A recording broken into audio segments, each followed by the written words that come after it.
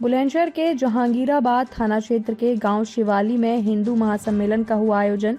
हिंदू महासम्मेलन में शामिल होने पहुंचे यति नरसिंह नंद महाराज हिंदू महासम्मेलन को संबोधित करते हुए बोले, अगर अपने आप को बचाना है तो सभी हिंदू संगठित हो जाओ।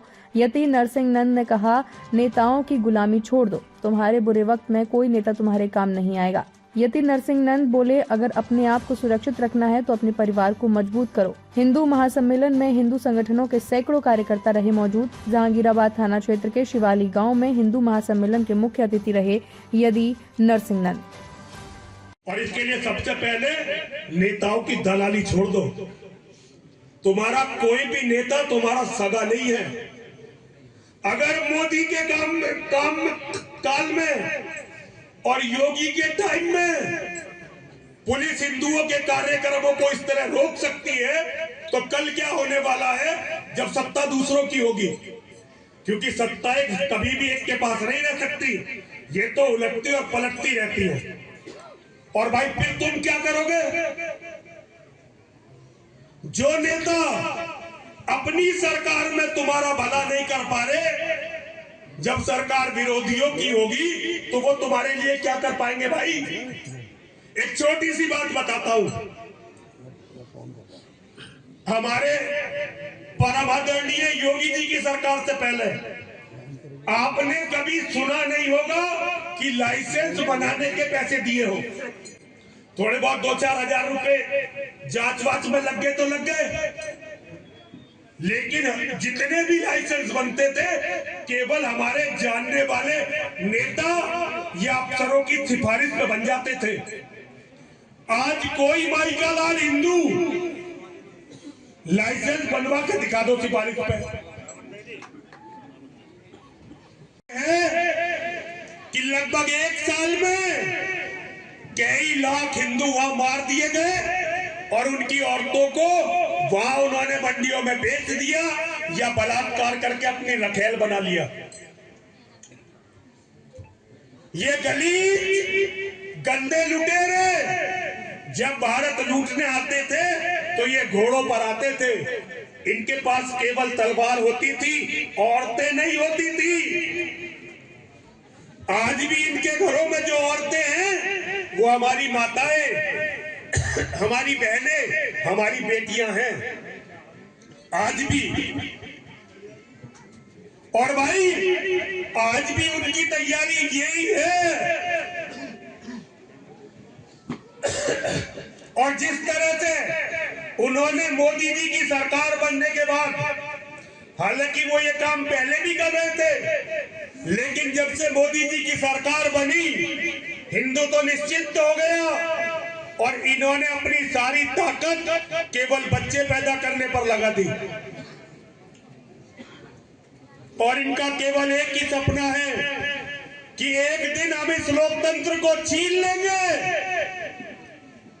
और जिस दिन हमने ये लोकतंत्र इनसे छीन लिया तो भाई उसके बाद ये पुलिस भी इनकी, ये सेना भी इनकी, ये सारा सिस्टम भी उनका। फिर एक भी हिंदू को ये जीवित नहीं छोड़ेंगे। चाहे हिंदू आज अरबपति हो, कितना ही बड़ा नेता हो, कितना ही बड़ा अफसर हो, इनके सामने वो कुछ भी नहीं है भाई। इनकी जब भीड़ इकट्ठी होती है तुम्हारा कोई वजूद होता ही नहीं है। सेना है जिसे दुनिया की सबसे गलीच कौम के लोग पत्थर भी मार सकते हैं, थप्पड़ भी मार सकते हैं, गोली भी मार सकते हैं और हर तरह से बेइज्जती भी कर सकते हैं। जितने फौजी हमारे शांति के समय में मर जाते हैं ना, इन गलीच मुसलमानों की गोली से इतने फौजी दुनिया की किसी भी सेना के लड़ाइयों में भी नहीं मरते। कारण क्या है? हर सैनिक गुलाम है केवल अपने पेट का। उसको कोई मतलब नहीं है देश से, कोई मतलब नहीं है धर्म से, और कोई मतलब नहीं है अपने बराबर में खड़े हुए दूसरे सिपाही से। कोई नहीं कहता कि ये 2 कौड़ी के लोग हम पे पत्थर मार के दे सकते हैं। यहाँ ये इसलिए इकट्ठे हैं क्योंकि इन्हें पता तुम्हारे बस की केवल नारे लगाने के अलावा कुछ है ही नहीं। तुम भी तो इन्हीं में से हो, गुलाम हो अपने नेताओं के।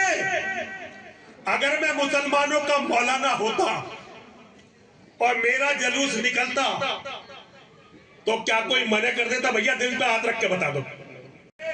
या तो इस गिरोह से सरकार लड़ती है या उस गिरोह से दूसरा कोई गिरोह लड़ता है। साधारण शरीफ आदमी गिरोह से नहीं लड़ पाते। शरीफ आदमी कितना ही ताकतवर हो लेकिन वो गिरोह से नहीं लड़ पाता। तो भाई अब ये भारत में 40 करोड़ लोगों का गिरोह है और कोई भी सरकार कभी भी इस गिरोह से न लड़ी है और न लड़ेगी। तो भाई अब रास्ता क्या है? अब अगर जिंदा रहना चाहते हो तो तुम भी एक गिरोह बन जाओ, अपना गिरोह बनाओ। गिरोह का पहला नियम रखो, अगर हमारे किसी भी आदमी को किसी ने भी हाथ लगा दिया तो हम उसका बदला लेंगे। और जिस दिन तुम ये नियम बना दोगे तो सबसे पहले तो तुम सुरक्षित हो जाओगे पुलिस वालों से। तुमने कभी किसी पुलिस वाले को किसी मुसलमानों की बस्ती में इस तरह से जाके लड़ते हुए देखा है? वहां से पत्थर खा के आते हैं, पीट के आते हैं और हमें खुल के पीटते हैं, खुल के पीटते हैं। हमें तो पुलिस वालों ने इतनी बार पीटा, साधु भाई बनते ही नहीं। अगर इन मेरे भाइयों ने, मेरे बच्चों ने मुझे कूटा पीटा ना होता, मेरे घर वालों को परेशान ना करा होता, कभी साधु नहीं बनता। घर छोड़ना इसलिए पड़ा क्योंकि पिछले 1400 साल से हो रहा है। इसलिए आपस में मिलकर रहो। और जो तुम्हारी सबसे बड़ी बीमारी है, एक बेटा, पहले तो इस बीमारी से छुटकारा पाओ। ये जो तुम्हारा छोटे परिवार का जुनून है ना, इसने तुम्हें बिल्कुल बर्बाद कर दिया, बिल्कुल बर्बाद कर दिया। घर में कम से कम 3 या 4 बेटे और सबके सब इस लायक हो कि समय आने पर लड़ सके तो तुम जिंदे बच सकते हो, वरना अब जिंदे बचने का कोई तरीका नहीं रहा। या तो तुम सब सोच लो कि भाई अपनी बहन बेटी, अपने खेत खलियान, अपने ऑफिस, अपनी फैक्ट्री, अपने मठ मंदिर सब इन्हें देकर हिंद महासागर में जाकर डूब कर मरना है। और अगर मरना नहीं है तो भाई लड़ने की तैयारी करो। और कोई रास्ता अब बचा नहीं है। मोदी और योगी से बड़ा तुम्हारा कोई नेता अब दोबारा पदों पर नहीं आने वाला।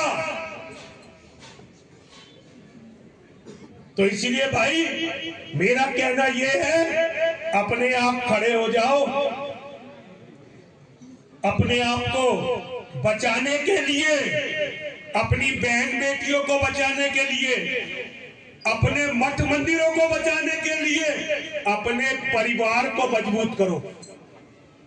केवल एक रास्ता है, जुबानें कम चलाओ, ठोस काम ज्यादा करो। अपने परिवारों को मजबूत करो, अपने परिवारों को मजबूत करो, अपने परिवारों को मजबूत करो। इसके अलावा अब कोई और रास्ता नहीं बचा,